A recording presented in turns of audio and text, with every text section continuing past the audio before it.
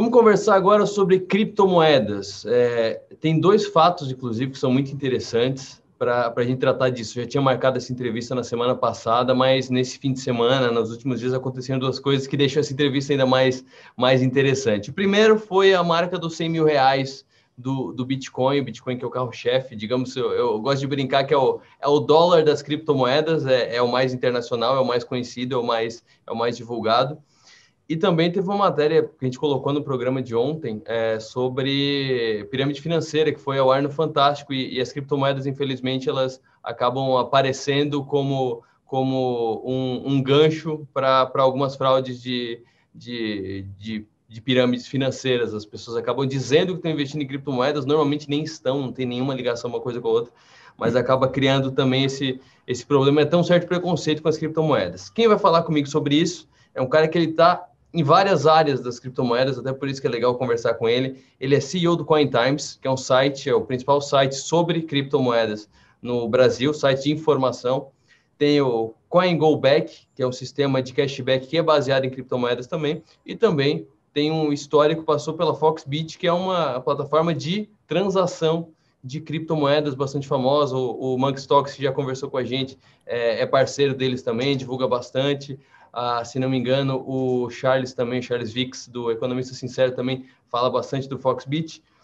Vamos falar de criptomoedas. Isaac Honorato, muito boa tarde, obrigado pela atenção conosco.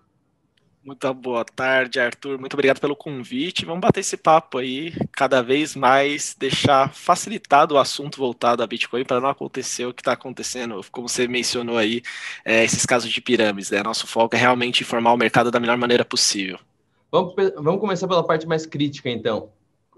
Criptomoedas são perigosas? Investir em Bitcoins, em Ripple e outras criptomoedas é perigoso? Quando o assunto é segurança, eu gosto de separar sempre em duas vertentes, né? A segurança, a criptomoeda em si, se ela é segura ou não, né? E a segurança do investimento, se o investimento é seguro ou não, né? A gente partindo do pressuposto ali do que o Bitcoin, a criptomoeda em si, ela é segura? Sim, ela é segura. Hoje a gente tem um dos sistemas mais seguros, né? Que ela foi desenvolvida toda em cima do blockchain, que é a tecnologia por trás do Bitcoin, e é o que realmente vem revolucionando aí a maneira como as pessoas tratam o seu dinheiro, né? Então, o blockchain é a rede que é por trás do Bitcoin, que ela permite com que ele seja totalmente descentralizado e que não tenha ali um ponto central para ele, né? Então, no quesito de criptomoeda, sim, hoje o Bitcoin é muito seguro, né? Uma moeda muito segura. A gente não tem casos de hacker até hoje, desde 2009, no momento que ela esteve no ar, né? Nunca, em nenhum momento, ela parou de operar. Então, 24/7, basicamente 24 horas por dia, 7 dias por semana, ela está no ar aí sem nenhum problema e sem nenhuma dor de cabeça. Agora, já no quesito de investimento, vai muito de como é o perfil de cada pessoa para investir, né? Eu gosto de deixar isso bem claro, porque o Bitcoin pode não ser para você, né? A gente tenta deixar isso o mais transparente possível, porque não é uma coisa que é obrigatório você investir em Bitcoin, né? Mas Bitcoin ele vem se demonstrando ser um ótimo ativo, e aí em diversas escalas, né? Mas a gente colocando aí numa linha, né, ali num raio, sim, o Bitcoin ele é muito arriscado, por ele ser muito volátil, né? Mas ele também te traz outros pontos, né? Como proteção no momento que a gente está hoje, né? A gente sabe que hoje a nossa moeda brasileira já desvalorizou quase 50% esse ano, né? Então a gente tem ali um ponto que ela é muito forte, porque ela é uma moeda global hoje, né? E também ela te deixa de maneira fácil estar exposto a também N moedas, né? Então eu posso hoje ter Bitcoin e a qualquer momento vender em dólar, por exemplo, ou vender em euro, ou vender em qualquer outra moeda. Então eu gosto de sempre separar esses dois pontos. Eu vejo ela como um ponto muito seguro para investimento, tanto que eu tenho hoje 25% do meu portfólio em Bitcoin, em criptomoedas, né, não totalmente Bitcoin, e desses 25%, por volta de 80%, 85% estão em Bitcoin hoje, né, e eu considero ela muito seguro pelo momento econômico que nós estamos, né, momento econômico, momento político, a gente acabou de passar por meio de uma pandemia, então eu acabei até elevando ali minha exposição ao Bitcoin por conta disso. O fato de ter mais de uma moeda, agora vamos voltar para o dinheiro tradicional, aquele de séculos e séculos. Cada país ou alguns países têm a mesma moeda. Na Europa ainda tem a União Europeia com uma moeda só, que é o euro, mas a Inglaterra não tem. A Inglaterra tem a libra. Os Estados Unidos tem o dólar, o Brasil tem o real. É geográfico, é um negócio mais simples de entender. quando se fala em criptomoeda, ou se fala em Bitcoin, ou quando você vai um pouquinho mais a fundo, vê que tem uma gama gigantesca de criptomoedas e ainda, pelas informações que a gente tem, surgem novas criptomoedas. Isso não é um problema até de organização? Por que tem tantas e é importante que tenha mais de uma? Vamos lá. O Bitcoin ele foi só a primeira, né? Então o Bitcoin foi a primeira criptomoeda criada que foi esse estopim para esse desenvolvimento por meio da descentralização e do blockchain, né? Hoje a gente tem mais de 2.000 criptomoedas no mercado, mas cada uma tem a sua proposta, né? O Bitcoin ele veio muito com a proposta de trazer o poder para as pessoas com o seu dinheiro, né? Você ser seu próprio banco, essa é a proposta do Bitcoin, né? Então você tomar conta do seu dinheiro, você ter controle sobre o seu dinheiro e nenhum governo, nem nenhuma instituição ter poder sobre isso, né? Somente as pessoas. Então, quando as pessoas perguntam como que o preço do Bitcoin é calculado, da maneira mais fácil, né? Livre mercado. Busca ali, é uma pessoa buscando pelo ativo e outra pessoa querendo vender aquele ativo, né? E é assim que é dado o preço do Bitcoin hoje. Então ele foi só a primeira criptomoeda.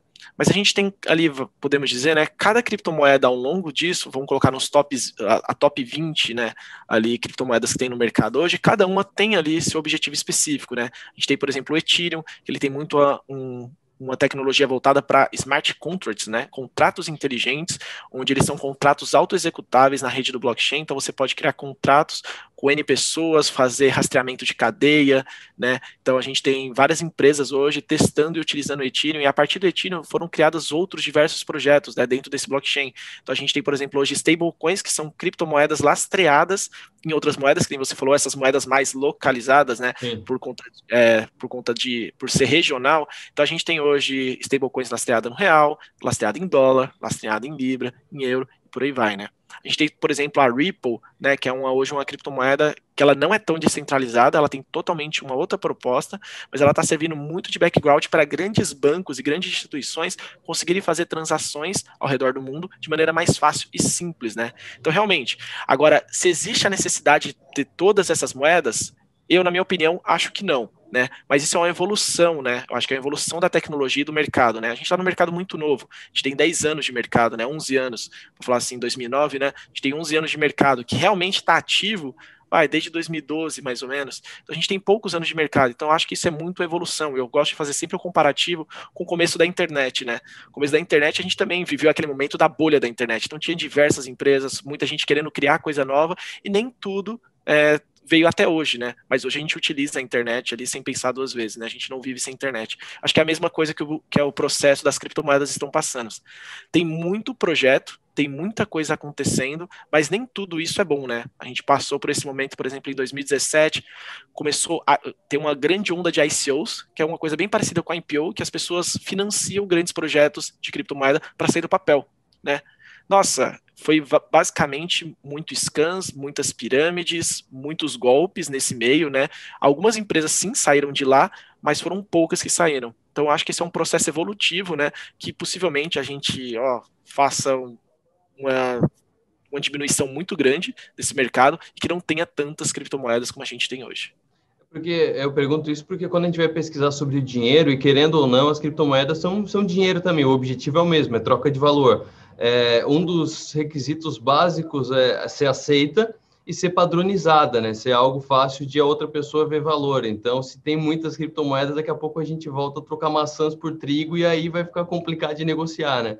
Mas sobre a questão de não ter um órgão regulador, de não ter um lastro, de não ter uma âncora, isso dá muita insegurança. Não, isso não é uma insegurança real, é uma insegurança sentida, mas é uma insegurança real, não fica muito solto uma questão que daqui a pouco as pessoas estão investindo aí 100, 200, 500, 1 milhão de reais e sabe-se lá como é que funciona direito essa questão? Vamos lá, a gente não tem, né, como você falou mesmo, a gente não tem nenhum órgão central, a gente não tem nenhuma grande instituição, por exemplo, por trás do Bitcoin, mas a gente tem o que a gente chama que é de confiança de rede, né? O Bitcoin é um algoritmo matemático, né? Então ele já está programado para todas as etapas que vai acontecer até mais ou menos 2140. Que são as emissões dele. Então ele tem vários pontos fundamentalistas que fazem as pessoas confiarem nele, né? Só fazendo um contraposto, né?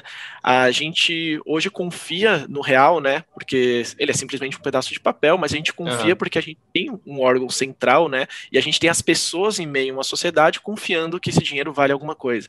A mesma coisa funciona com Bitcoin, né? As pessoas confiam nesse algoritmo matemático, nessa segurança que o blockchain traz, e por isso ele tem grande valor, né, por trás disso.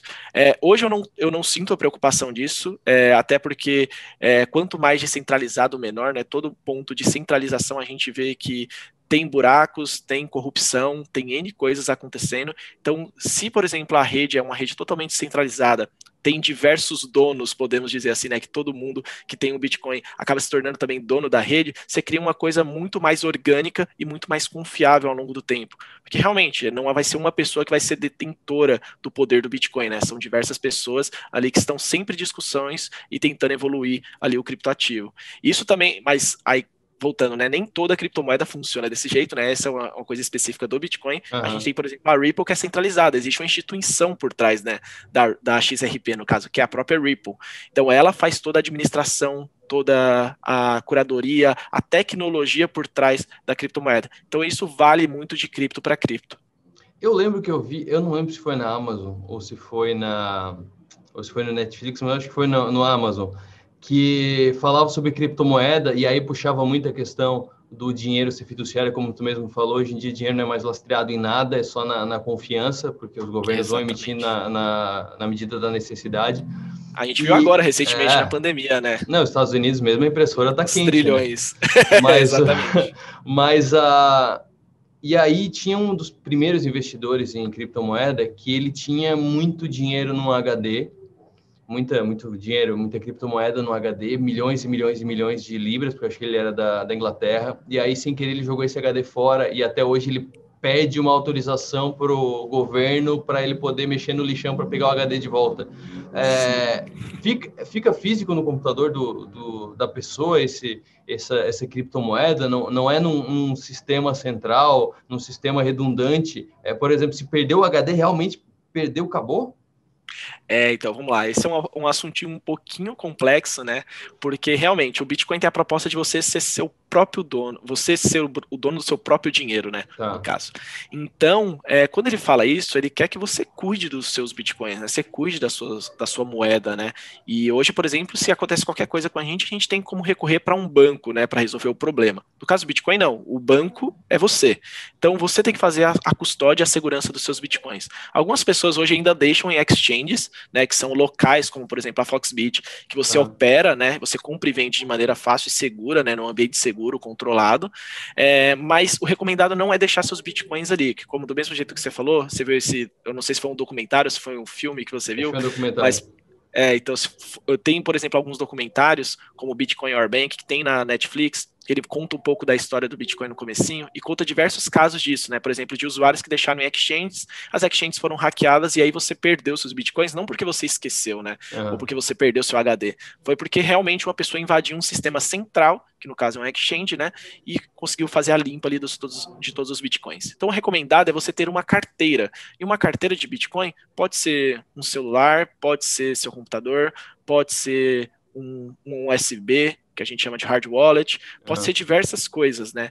E aí, o seu trabalho é garantir a segurança disso, né? E aí, é um processo muito simples você garantir a segurança disso. Toda vez que você cria uma carteira de Bitcoin, ela te dá 12 palavras aleatórias, né? Que normalmente você salva essas palavras e você consegue recuperar ela em outro local, em outro ambiente. Então, por exemplo, se eu perder meu celular, eu tenho alguma quantia de Bitcoin aqui, se eu perdesse meu celular, eu consigo facilmente entrar colocar o aplicativo em algum outro celular, né? O aplicativo da carteira, digitar essas 12 palavras e recuperar meus Bitcoins, né? O que aconteceu nesse caso é que ele não tem mais as palavras-chave, então ele não consegue consegue recuperar. Então o Bitcoin ele vai ficar nesse HD para sempre. E é o que a gente considera, né, que eles são Bitcoins perdidos que ninguém nunca vai mais pegar, porque ele não tem esse acesso, né, ele tentaria de alguma forma ali descriptografar, não, faz tanto tempo que possivelmente não existiria modos fáceis, né, de puxar essas palavras ali na época, então ele teria que fazer um processo muito grande para fazer isso ali, para pegar. Mas hoje é um processo super simples, hoje a gente tem diversos aplicativos muito bons ali de carteira,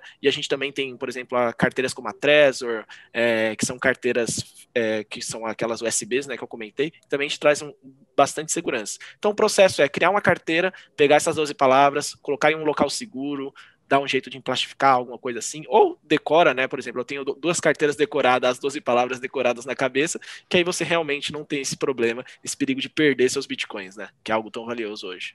Vamos dar o foco agora, vamos falar no Bitcoin ou nas criptomoedas em geral como parte da carteira de investimento. Elas estão junto ali com ouro, estão junto com outras moedas, estão junto com fundo imobiliário, ações e tal.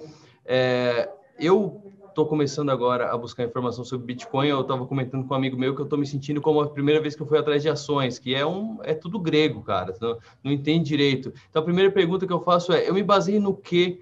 Para entender oportunidades, para entender ponto de entrada, para entender se vale a pena investir hoje, ou se eu espero um pouco, se está caro, se está barato. Tem múltiplos fundamentalistas das criptomoedas, por exemplo. Deixa eu até aprofundar mais o exemplo.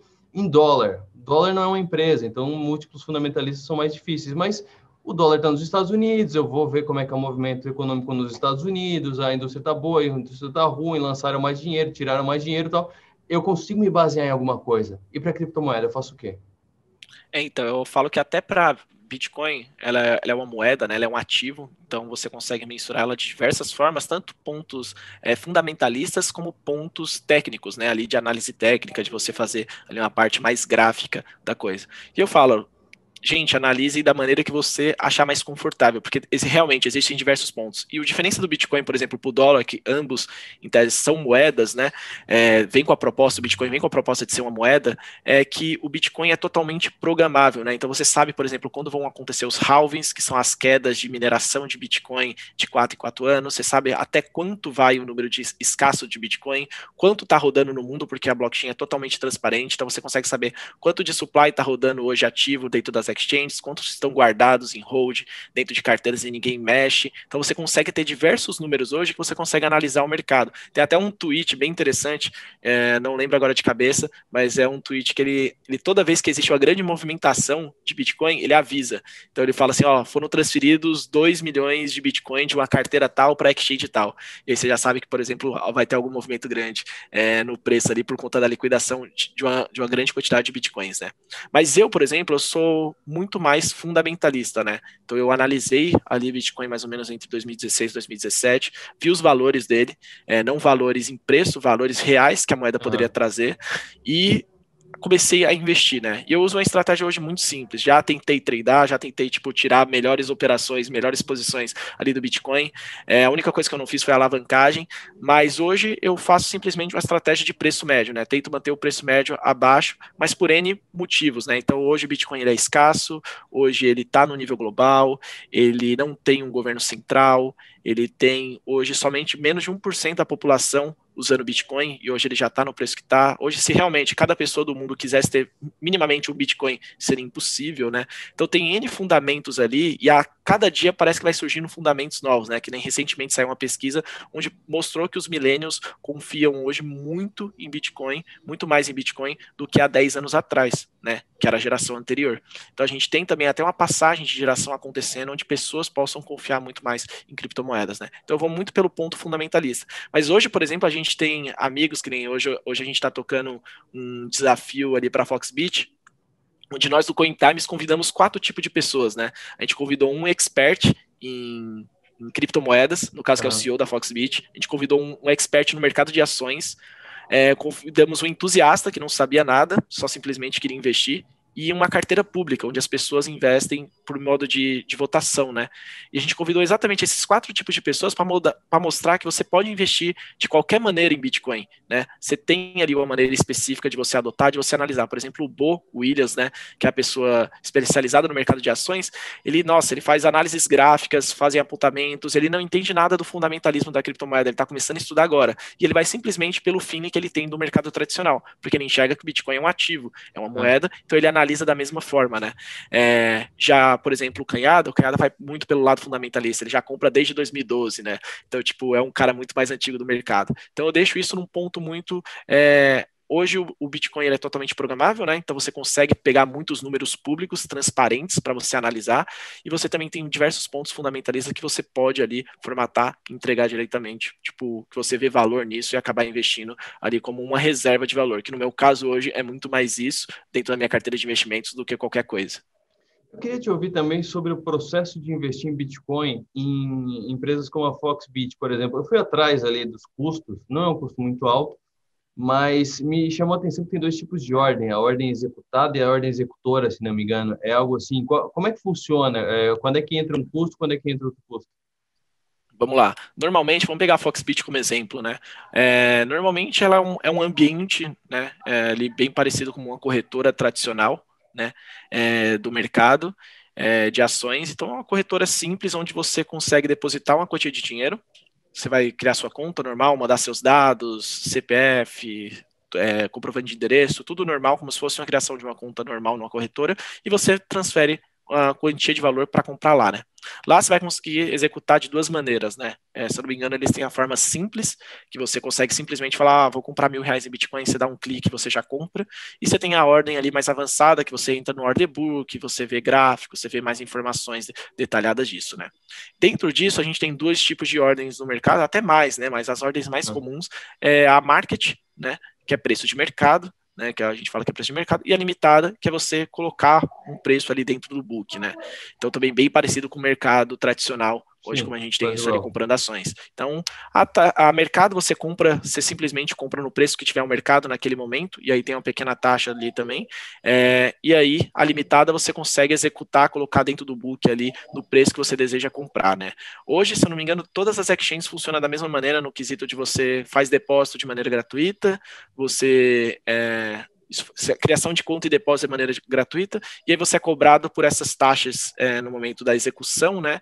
Também bem parecido com as corretoras tradicionais. Algumas agora estão com taxa zero, mas a maioria ainda cobra. Então você cobra pela operação e você cobra no momento que você está sacando esse dinheiro, né? Então se você sacar como Bitcoin, né, você paga o transacionamento da rede, né, a transação da rede do Bitcoin, isso é uma coisa fixa da rede, ninguém mexe, ou se você sacar em reais, a exchange, no caso, a corretora, cobra um valor ali para você fazer seu saque. Então o processo é muito simples, eu tenho até um vídeo no meu Instagram fazendo, tipo, todo o processo em coisa de 3 minutos, é uma coisa super simples, você depositar o dinheiro, seu dinheiro ser aprovado e você fazer as primeiras compras ali de Bitcoin.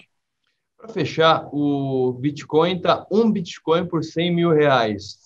Se for igual uma ação, é extremamente restritivo. Pouca gente tem essa liquidez em carteira hoje. Mas dá para fracionar muito o Bitcoin, né? Qual que é o máximo que pode fracionar? Por exemplo, eu consigo comprar R$ 10 em Bitcoin? Exatamente. Você pode comprar até menos, viu? Hoje o Bitcoin ele é fracionado em até 8 casas decimais, ao contrário do nosso real, né? E as moedas fiduciárias são ali na casa de 2. Então a gente está falando hoje, né? Que, por exemplo, se você, como está R$ 100.000 hoje, se você quisesse comprar R$ 1 em Bitcoin, né, você conseguiria ali por meio das frações. Se eu não me engano, as exchanges trabalham com o valor mínimo ali de R$ 50. A maioria das exchanges também brasileiras trabalham no valor mínimo de R$ 50. Mas, por exemplo, se você falasse, Isaac, deixa eu comprar R$ 1 de Bitcoin para você, eu falaria, deixa. Mas hoje tem até a taxa de rede que ela hoje está bem alta, então para transferir, não valeria a pena transferir R$ 1 para você, né, numa rede normal. Mas hoje você consegue comprar a partir de R$ 50. E isso fica muito confuso na cabeça das pessoas, né? Assim que ela vê esse preço tão alto, cria ali uma barreira muito grande. Nossa, mas eu não vou conseguir ter esse dinheiro para investir. Mas isso é super tranquilo, você pode começar a investir com 50, 100, 150, 200, e aí você vai sentindo, né? O que eu recomendo para o mercado, você vai sentindo de acordo, né? Então você começa a investir pouco, vai sentindo o mercado, vai conhecendo, vai estudando, consumindo muita informação, porque eu acho que o primeiro passo para investir em Bitcoin é você entender o Bitcoin. Depois que você entende, aí você vai alocando dentro do seu portfólio, que foi a pergunta, um pouco da pergunta anterior, né? Como que eu encaixo ele no meio do meu portfólio. Aí eu vou sempre dar recomendação. Vai de 1 a 2% inicial. Você vai sentindo, vai entendendo. E como aquilo for adicionando para você, né? E você vendo que faz sentido dentro do seu portfólio, você vai aumentando a exposição de acordo com a sua estratégia. Então, gente que vai ficar com 1% sempre, tem gente que vai sentir a necessidade de subir para 5, 10, né? Como eu, no caso, que hoje eu tenho 25% em cripto. Então, tipo, isso é uma coisa realmente muito particular e vai de estratégia de cada investidor. Para fechar, olhando para o futuro, pela experiência que tu tem, tu imagina que no médio, curto, longo prazo a criptomoeda vai substituir o dinheiro? Olha, no médio curto prazo eu acho muito difícil. Seria um sonho? Seria, mas eu acho muito difícil, eu sou bem realista nesse sentido, né? A gente tem muitas barreiras que nós vamos enfrentar ainda, né? A gente tem hoje um sistema que funciona, querendo ou não, né? Com toda a burocracia, com toda a dor de cabeça que temos hoje, tem um sistema que funciona hoje e não faz o menor sentido, por exemplo, uma pessoa trocar o real por Bitcoin da noite para o dia, né? Mas, por exemplo, a gente vê casos como Venezuela e Argentina, onde a moeda simplesmente derreteu, a busca por Bitcoin está totalmente ativa lá, né? As pessoas estão buscando ativamente Bitcoin. Se eu não me engano, o Bitcoin lá já está 2 milhões de pesos argentinos. Então, tipo, tá um preço absurdamente caro, né? E é até difícil achar Bitcoin. Então, eu acho que é muito difícil a gente simplesmente virar essa chavinha da noite para o dia. Mas no longo prazo, né? Aí a gente tem agora hoje grandes bancos começando a falar sobre isso, né? JP Morgan, Goldman Sachs, os maiores bancos do mundo lançando relatório semana passada falando sobre como que o Bitcoin pode ser usado. A gente viu bancos, por exemplo, do Irã começando a comprar Bitcoin e usar como reserva. Então, acho que isso é uma coisa que a gente vai evoluir, né? E não tem uma bola de cristal para prever isso, gostaria de ter, mas eu acho que é uma coisa que a gente vai sentir e aprender ao longo do tempo. Talvez nem o Bitcoin seja a principal criptomoeda ao longo prazo. Hoje ele mas talvez surja alguma coisa muito nova, né? Como surgiu diversas coisas na internet que transformaram a internet. Eu acho que é o mesmo processo para as criptomoedas. Então, a gente vai andando lentamente, até que bem rápido, né, se a gente pensar que só são aí 11 anos, mas eu acho que a gente vai andando em passos lentos, evoluindo, criando essa conversa com o mundo tradicional, né, até que a gente consiga criar pontes sólidas onde essa conversa consiga ser tranquila e a gente consiga utilizar ali o que for necessário para a pessoa, né, não ser uma coisa que seja proibida, uma coisa que seja tipo aclamada como pirâmide, como é hoje, né, a gente realmente ter isso ali mais palpável para todo mundo. Isaac, obrigado pelas informações, obrigado pela atenção, boa tarde, bom trabalho. Que isso, brigadão por você. Tchau, tchau, gente.